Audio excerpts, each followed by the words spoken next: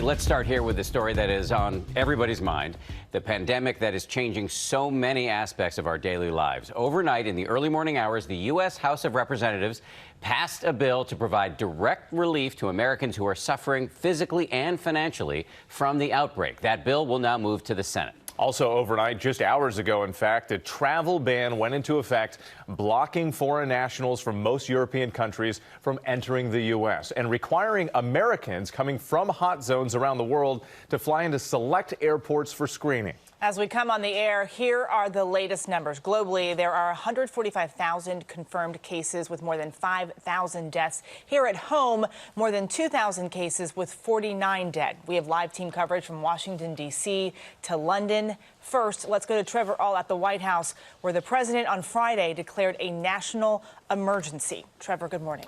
Well, Eva, good morning. The president says he's unleashing the full power of the federal government. He and Congress trying to address the difficulties in testing and the fallout from the growing number of infections. But this morning, there are questions if the president himself is following the recommendations of his own agencies. Overnight, a bipartisan House majority passing the Families First Coronavirus Response Act. The bill is passed, and without objection, the motion to reconsider is laid on the table.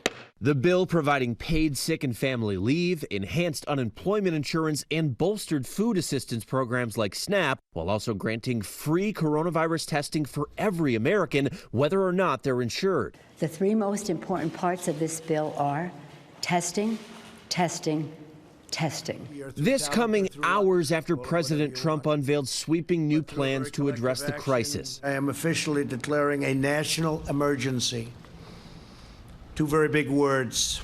The president announcing an additional $50 billion in aid available to states, while also relaxing regulations to make it easier for doctors to treat patients remotely, waiving interest on student loans held by federal agencies, and setting up drive-through facilities to test for the virus. This will start very quickly, and we'll have the ability to do in the millions over a very, very quick period of time. Much of that progress will be made working with private companies. The president championing that partnership Friday in the Rose Garden. Still, the effort to make testing more widely available is something critics argue the White House has fumbled. The president, without evidence, blaming the previous administration for the lag in test kits. I don't take responsibility at all. But in laying out his plans, the president also raised eyebrows by shaking hands with a number of executives, contrary to the recommendations of his own public health officials, especially as the president was possibly personally exposed to the virus. Overnight, it was revealed that 4 members of a Brazilian delegation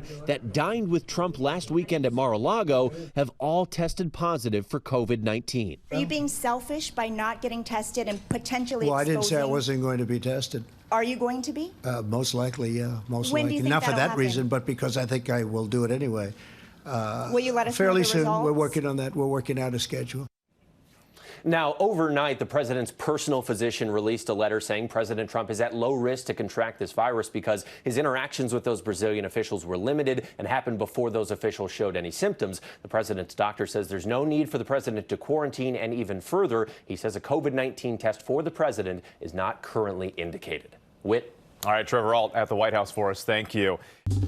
Well, hey there, GMA fans. Robin Roberts here. Thanks for checking out our YouTube channel. Lots of great stuff here. So go on, click the subscribe button right over here to get more of awesome videos and content from GMA every day, anytime. We thank you for watching, and we'll see you in the morning on GMA.